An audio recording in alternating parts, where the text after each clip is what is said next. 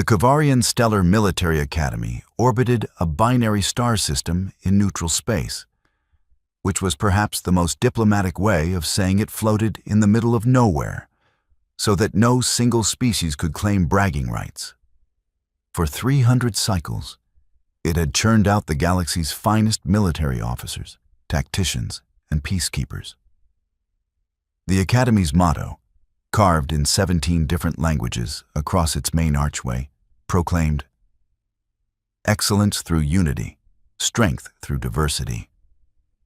What the motto failed to mention was that some species considered themselves significantly more excellent and diverse than others. The student body represented 47 member worlds of the Galactic Collective, each species bringing their own particular brand of superiority complex to the institution.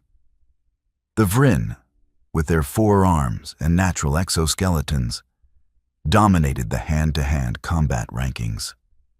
The Kelthari, whose 3-lobed brains processed tactical scenarios at speeds that made quantum computers jealous, ruled the strategy simulations.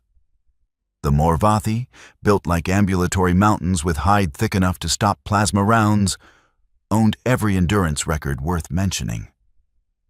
And then there were the humans.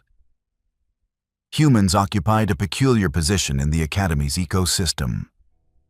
They had joined the Galactic Collective only 2 generations prior, which in galactic terms meant approximately 15 minutes ago.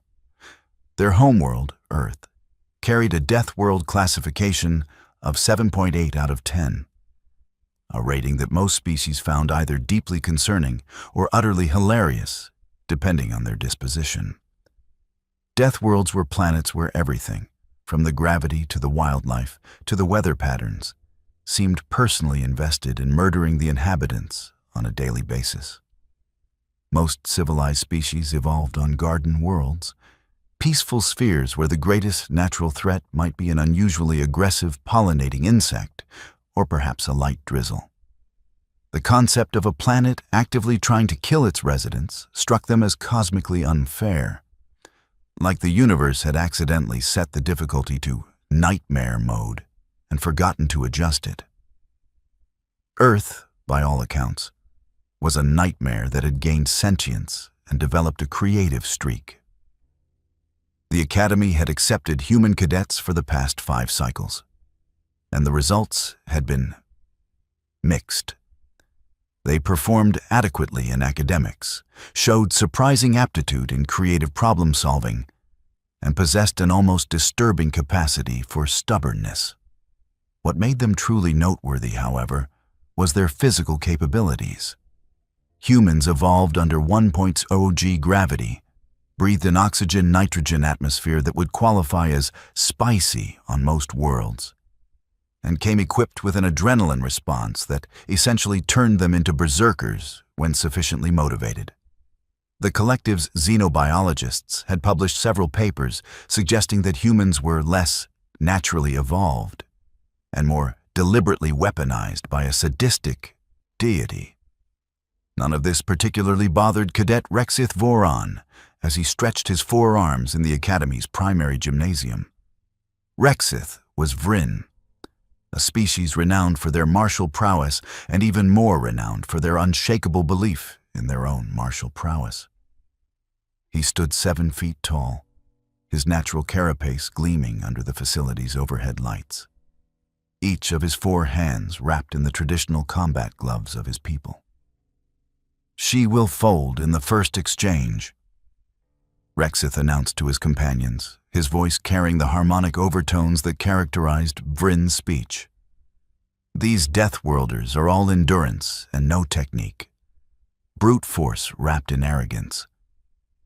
Beside him, Cadet Thornax rumbled in agreement, though Thornax's rumbles could have passed for minor seismic events. The Morvathi stood 8.5 feet of solid muscle and stone-like hide, built along the general principles of what if a mountain decided to attend military school. His species had never met a problem they could not solve by being larger and more immovable than it. "3 of us seems excessive," Thornax observed, his voice like gravel being ground in a cement mixer. but I appreciate the efficiency. We make our point, establish the proper hierarchy, and still have time for the evening meal.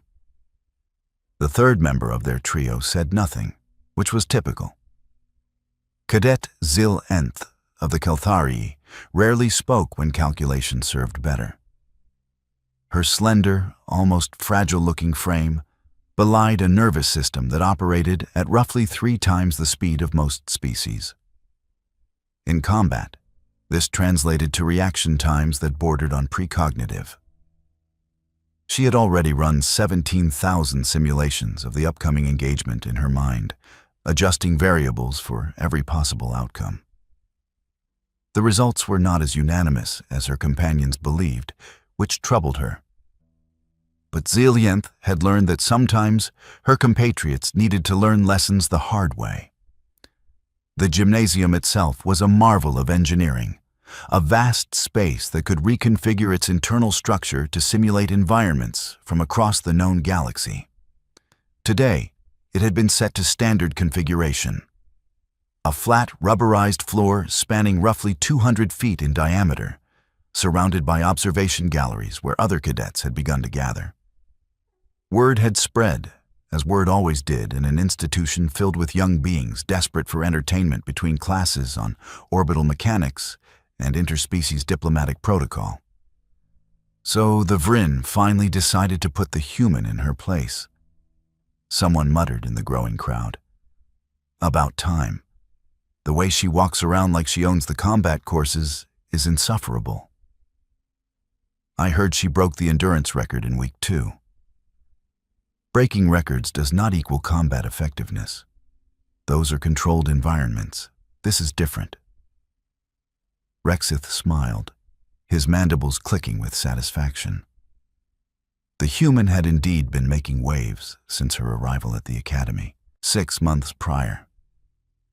She had not been openly disrespectful, which somehow made it worse. She simply existed with a quiet confidence that suggested she knew something everyone else did not, and several species found this attitude intolerable. The challenge had been issued 3 days ago through proper channels. The Academy allowed such contests within reason, viewing them as valuable learning opportunities and practical applications of training. The rules were simple: hand-to-hand combat only. No weapons, no enhancements beyond natural biological capabilities. Match concluded when one side could not continue or yielded. Rexith had proposed a 3-on-1 engagement, which raised eyebrows among the faculty, but violated no specific regulations. If the human wanted to be taken seriously, she could prove herself against superior numbers. That was the warrior's way. The human had accepted with a response that consisted of one word: sure. That casual dismissal had only reinforced Rexith's determination to teach her proper respect. The gymnasium's main entrance hissed open, and the ambient conversation died like someone had flipped a mute switch. She walked in alone. No entourage, no supporters, wearing the Academy's standard training uniform. Gray compression material designed to accommodate various body types across 47 species. On her, it looked almost comically mundane, like she had wandered in from a light jog rather than a formal challenge. Cadet Lyra Chen stood 5 feet 8 inches tall, which placed her in the adorably compact category by galactic standards. Her dark hair had been pulled back in a simple ponytail, revealing features that most xenobiologists classified as persistently juvenile. Smooth skin, large eyes, a general lack of intimidating features like fangs, horns, or venomous spines. She looked, several cadets had noted with barely concealed amusement, like someone's younger sibling who had wandered into the wrong facility. What made observers uncomfortable once they looked past the non-threatening exterior were her eyes. Dark brown and absolutely steady. They carried the kind of calm that suggested either supreme confidence or complete ignorance of danger. Given that she had survived Earth for 18 years before joining the Academy, ignorance seemed unlikely. Lyra crossed the floor with an easy gait, her footfalls silent against the rubberized surface. She did not bounce or swagger or perform any of the pre-combat posturing that most species engaged in. She simply walked to the designated combat circle, stopped at its edge, and looked at the 3 cadets waiting for her with an expression of polite interest. "Good evening," she said, her voice carrying clearly in the suddenly silent gymnasium. Human vocal cords, the observation deck had learned, could produce remarkable volume when necessary. "Are we ready, or do you need more stretching time?" Rexith's mandibles clicked in irritation. The human's tone was not mocking, which somehow made it worse. She sounded genuinely curious, like she was asking about scheduling rather than facing 3 of the Academy's top-ranked combat specialists. "We are prepared," Rexith responded, stepping into the circle. "Are you certain you wish to proceed? There is no shame in acknowledging that this engagement is beyond your capabilities." Lyra tilted her head slightly, a gesture that her xenobiology instructors had identified as a human indicator of curiosity or confusion. "Why would I acknowledge something that isn't true? But I appreciate your concern." In the observation gallery, several cadets exchanged glances. The human's audacity was either going to be spectacular entertainment or cautionary tale. Possibly both. The presiding instructor, a weathered Talneri with more combat experience than most species had recorded history, stepped forward. "Standard challenge rules apply. Engagement continues until yield, incapacitation, or my intervention. Lethal force is prohibited. Permanent injury is prohibited. Temporary pain and ego damage are expected. Combatants, acknowledge understanding."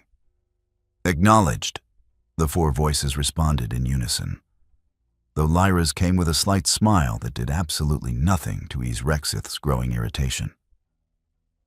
"Take positions."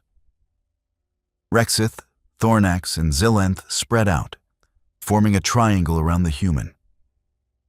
It was standard pack tactics, designed to eliminate defensive options and create multiple threat vectors. Lyra simply stood in the center, hands loose at her sides, weight balanced on the balls of her feet. She was not even in a proper combat stance. The instructor raised one appendage. "Begin." Rexith moved first, which was his right as the challenge's instigator. Vrin's speed was legendary, 4 arms providing both redundancy and overwhelming offensive capability.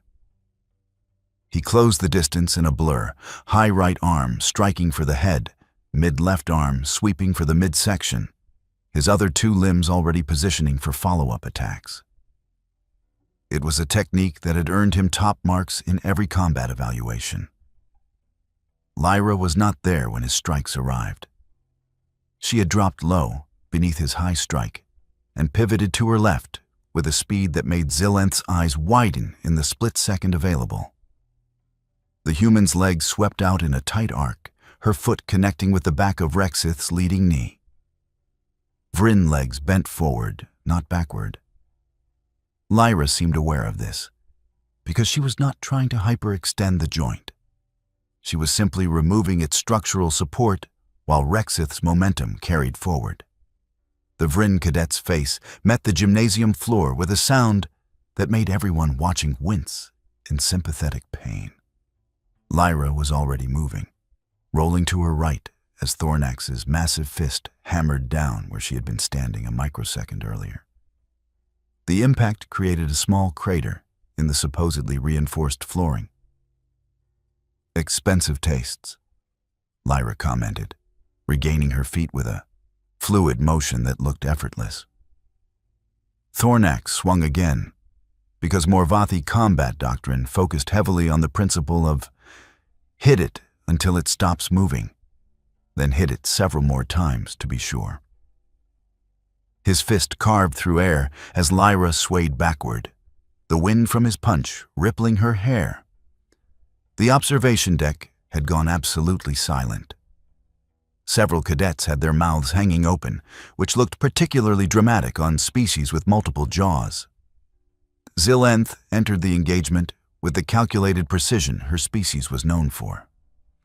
While Thornax provided overwhelming offense, she struck from the blind angle, her fist targeting the nerve cluster at the human shoulder. A successful hit would paralyze the arm and significantly reduce defensive options. Her fist met empty air as Lyra's shoulder simply was not there anymore. Humans, Zil-Nth's racing mind cataloged, were disturbingly flexible. Lyra's counter came faster than Kelthari combat predictions could fully process, which should have been impossible. Her elbow drove upward, catching Zil-Nth under the chin with precisely calibrated force. Not enough to seriously injure, but more than sufficient to scramble her sensory input and send her stumbling backward. Behind Lyra, Rexith had regained his feet, mandibles clicking in fury. His pride hurt significantly more than his face, though his face hurt quite impressively. He charged again, all four arms engaging in a combination strike pattern that his instructors had described as textbook perfect. Lyra ducked under the first two strikes, blocked the third with her forearm in a motion that should have shattered human bone but merely deflected the blow, and caught the fourth arm at the wrist. What happened next would be analyzed in slow motion by combat instructors for the next several cycles. The human used Rexith's own momentum against him, turning his strike into a fulcrum. She pivoted beneath his extended arm, maintaining her grip, and suddenly Rexith found himself airborne and inverted. The world rotated 90 degrees, then 180, and then he was slamming into the floor again, this time on his back, with all the air explosively vacating his lungs. Lyra released his arm and stepped back, giving him space to recover. "You telegraph your combinations," she observed conversationally. "Your mid-left arm drops slightly before your high right commits." In the observation gallery, a Vryn instructor made a note on his datapad, with slightly shaking appendages. Thornax had no interest in observations or teaching moments. He had interest in overwhelming force, which was his species' solution to most problems and had worked remarkably well for several thousand generations. He rushed forward, arms wide for a crushing bear hug that would end this farce immediately. Lyra ran at him. This surprised everyone, not least Thornax himself. Humans were supposed to be clever and evasive. They were not supposed to charge directly at an opponent who outmassed them by a factor of 3. At the last possible second, Lyra dropped into a slide, her momentum carrying her between Thornax's legs. As she passed beneath him, her fist drove upward with the full rotational force of her body behind it. Morvathi possessed thick hide that could stop plasma rounds. This hide was distributed evenly across their bodies, providing comprehensive protection, except for certain sensitive areas that biology mandated remained somewhat more vulnerable. Thornax's bellow of pain rattled the gymnasium's windows. He crashed to his knees, hands moving to protect what Lyra had just introduced to the concept of blunt force trauma, his face cycling through several colors that Morvathi physiology should not have been capable of producing. "Sorry," Lyra called over her shoulder, not sounding particularly sorry. "But there are 3 of you. I need to even the odds." Zil-Nth had recovered her equilibrium and was recalculating frantically.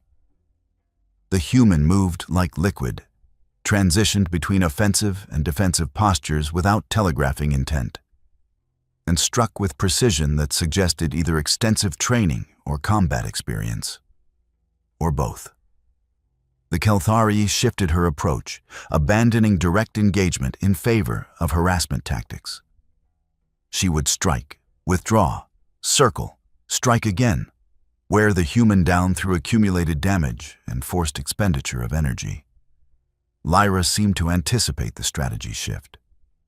She settled into a more defensive stance, hands raised, weight centered. Her breathing remained steady, deep draws through the nose and exhales through the mouth. Her heart rate, had anyone been monitoring, would have shown as elevated but controlled. Zillenth attacked in a blur of motion, her enhanced nervous system translating thought to action with minimal delay. 3 strikes in rapid succession, each targeting a different location, each withdrawn before a counter could develop. Lyra blocked 2, took the 3rd on her shoulder, and did not flinch. The observation deck had moved beyond silence into something approaching religious reverence. This was not how Deathworlder combat was supposed to function. Humans were supposed to be tough and stubborn, yes. But this human moved like she had been born in the gymnasium, which, in a sense, she had been. Zillenth pressed her advantage, strike patterns increasing in complexity and speed. The human's defenses adapted, blocks flowing into parries, parries transitioning to evasions. They moved across the combat circle in a deadly dance, neither giving ground willingly. Behind them, Rexith had climbed to his feet once more. His pride would not allow him to remain down while his companions fought. His carapace had absorbed the worst of the impacts, and Vryn possessed multiple redundant systems that made them notoriously difficult to keep down. He rejoined the engagement from Lyra's right side, coordinating with Zillenth's assault from the left. Finally, proper pack. Tactics. The human would have to divide her attention, create openings, allow them to land decisive strikes. Lyra's response was to stop defending entirely. She surged forward into Zillenth's guard, accepting a glancing blow to her ribs in exchange for getting inside the Kelthari's reach. Her hands moved in a complex series of motions that Rexith's combat training identified as a human martial art, something called jiu-jitsu, according to his cultural briefings. Zillenth suddenly found herself entangled, her arms controlled, her balance compromised. Lyra's leg hooked behind the Kelthari's knee while her upper body drove forward.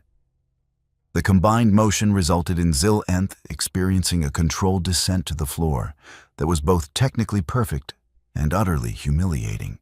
Lyra maintained control throughout the fall, transitioning into a submission hold that immobilized Zillenth's arms and applied pressure to joints in ways that Kelthari anatomy found extremely disagreeable. "Yield?" Lyra said quietly, her voice carrying none of the earlier conversational lightness. This was the voice of someone who had done this before, many times, and knew exactly how much pressure to apply before things broke.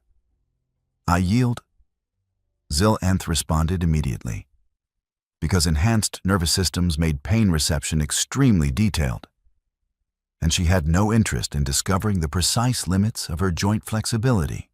Lyra released her instantly and rolled away, regaining her feet just as Rexith arrived with a flying strike that would have ended the match had it connected. It did not connect. The human ducked under the attack, let Rexith's momentum carry him past her, and delivered a precise strike to the nerve cluster at the base of his neck. It was the same target Zillenth had attempted earlier, but executed with the full understanding of Vryn neurological structure. Rexith's legs stopped receiving signals from his brain. He collapsed in a controlled heap, conscious but temporarily paralyzed from the neck down. Thornax had recovered from his earlier encounter with human striking methodology and had rejoined the fight with a roar that expressed both rage and grudging respect. The Morvathi abandoned technique entirely in favor of overwhelming aggression, throwing punches with enough force to dent starship hulls. Lyra became a blur of motion, weaving between strikes that displaced air with audible cracks. She was breathing harder now, sweat visible on her forehead, the sustained engagement beginning to tax even Deathworlder endurance. But she was smiling. That smile worried the observers more than anything else they had witnessed. It was not cruel or mocking. It was the smile of someone genuinely enjoying herself. Like this 3-on-1 combat against the Academy's elite was her idea of a relaxing evening activity. Thornax's fist grazed her shoulder, spinning her halfway around. Instead of recovering, Lyra used the momentum, completing the rotation and driving her elbow into Thornax's midsection. Morvathi hide stopped the blow from causing internal damage, but it did not stop the kinetic energy transfer. Thornax grunted, more surprised than hurt. Lyra followed up with a rapid series of strikes, each one targeting the same spot, each one adding incremental damage. Alone, each strike was insignificant against Morvathi durability. Combined, they created a cumulative effect that Thornax's nervous system could not entirely ignore.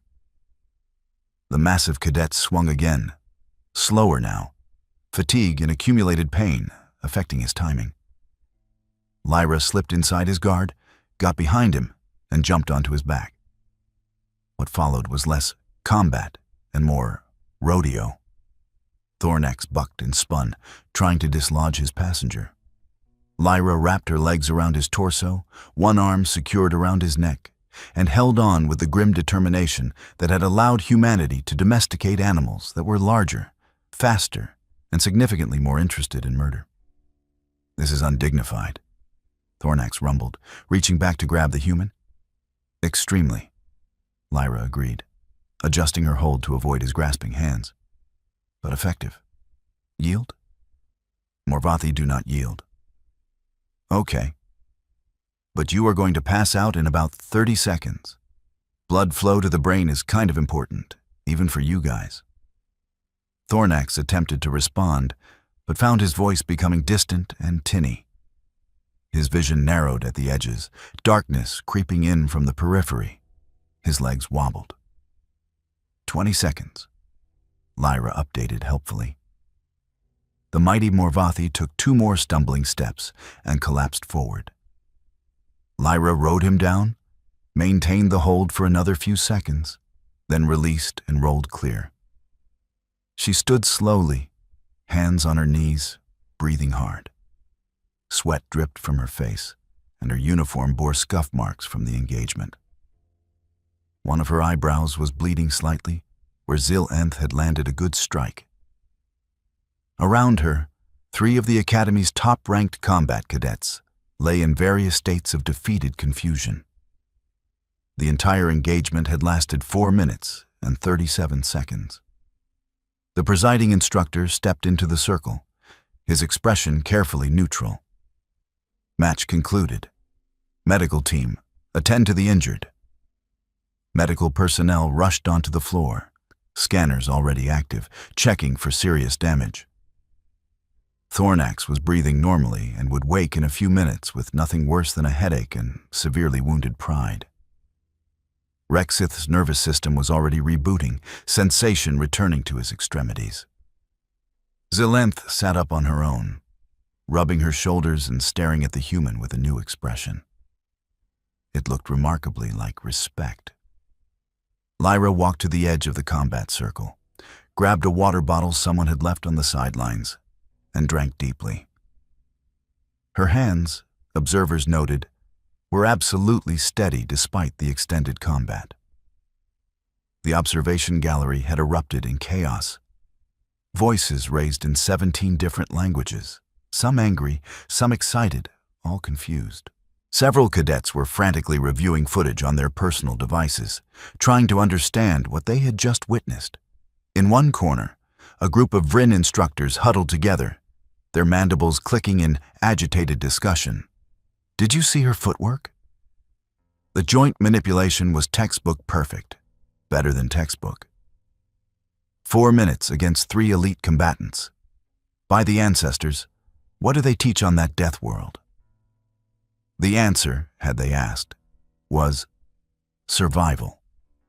Earth was a planet that had been trying to murder its inhabitants since they first climbed down from trees. Predators that hunted in packs, diseases that mutated faster than medicine could adapt, weather systems that could erase cities, other humans who had proven remarkably creative in developing new ways to kill each other. Humanity had responded by becoming very, very good at violence, not out of malice or aggression, but as a simple survival skill, like learning to swim or start fires.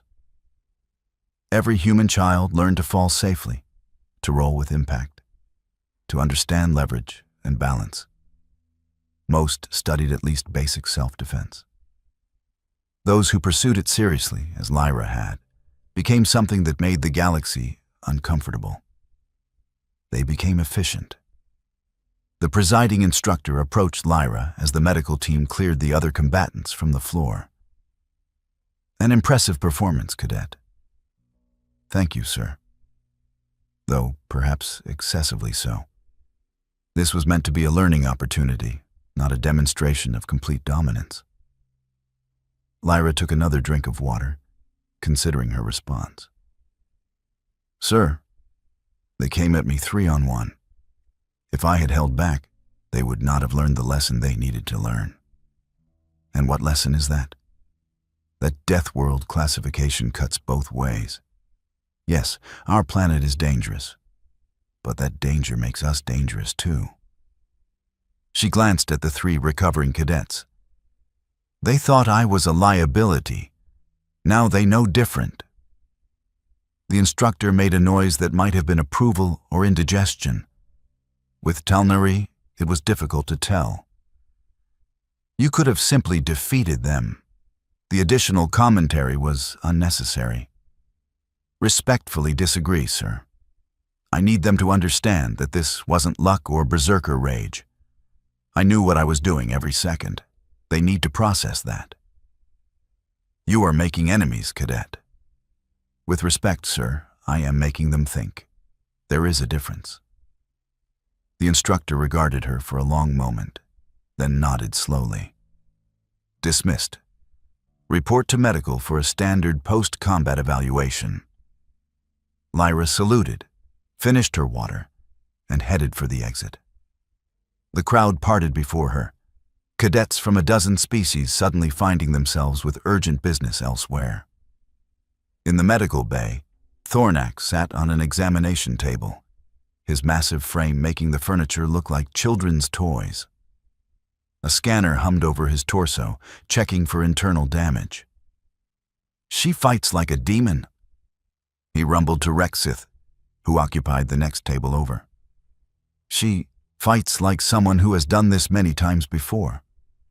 Rexith corrected, his mandibles clicking softly. Did you see how she adapted? Every exchange she learned and adjusted. Zilenth stood nearby, having declined a table because Kelthari pride required remaining vertical when possible. I ran combat predictions throughout the entire engagement. She should not have been able to maintain that performance level.